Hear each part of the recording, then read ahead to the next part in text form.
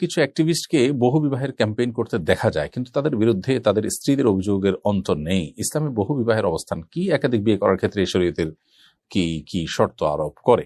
প্রথম কথা হলো যে একাধিক বিয়ে করা এটি শরিয়া দৃষ্টিকোণ থেকে জায়েজ একটি কাজ, অর্থাৎ প্রয়োজন হলে স্বাভাবিক অবস্থায় এটি জায়েজ, বা প্রয়োজন ছাড়াও কেউ যদি এটি করতে চান তার জন্য এটি জায়েজ আছে, তবে দুটি শর্তে। প্রথমত, একাধিক স্ত্রীর ভরণ পোষণ দেওয়া এবং সার্বিকভাবে একাধিক স্ত্রীর যত হক আছে সেটি স্ত্রী সুলভ যে হক আছে সেই হক আদায় করার মতো সামর্থ্য থাকতে হবে। দ্বিতীয় শর্ত হলো যে একাধিক স্ত্রীর মধ্যে সমতা রক্ষা করবার মতো সেরকম দৃঢ়তা, মনোবল এবং আত্মবিশ্বাস থাকতে হবে। এই দুটি শর্ত যদি পাওয়া যায় তাহলে সেক্ষেত্রে একাধিক বিয়ে করা জায়েজ। আর যদি এই দুটি শর্তের কোনোটি পাওয়া না যায়, অর্থাৎ তিনি যে কোনো একজন স্ত্রীর প্রতি ঝুঁকে পড়বেন, অপরজনের প্রতি বৈষম্য করতে পারেন, তার ক্ষেত্রে ইনসাফের ঘাটতি করতে পারেন, এরকম আশঙ্কা যদি থাকে তার নিজের ব্যাপারে, তাহলে সেক্ষেত্রে তার জন্য একাধিক বিয়ে করা জায়েজ নয়। ঠিক একইভাবে একাধিক বিয়ে করে স্ত্রীদের ভরণ পোষণ দিতে না পারলে, তাদের জৈবিক চাহিদা পূরণ করার মতো ক্ষমতা না থাকলে, সেক্ষেত্রে তার জন্য একাধিক বিয়ে করা কিন্তু জায়েজ নয়। অতএব একাধিক বিয়ে করা জাস্ট একটা জায়েজ কাজ।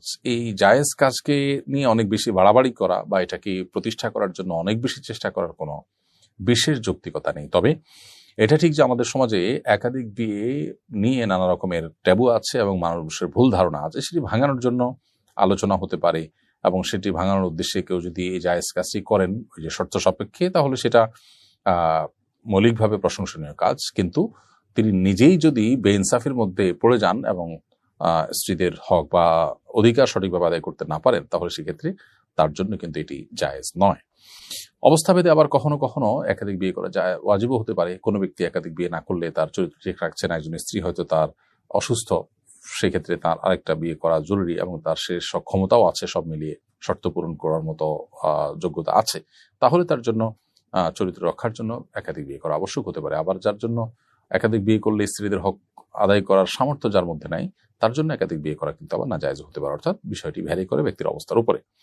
আমার পছন্দের পোশাক কামিজ, কিন্তু আমার স্বামী আমাকে শাড়িতে পছন্দ করেন।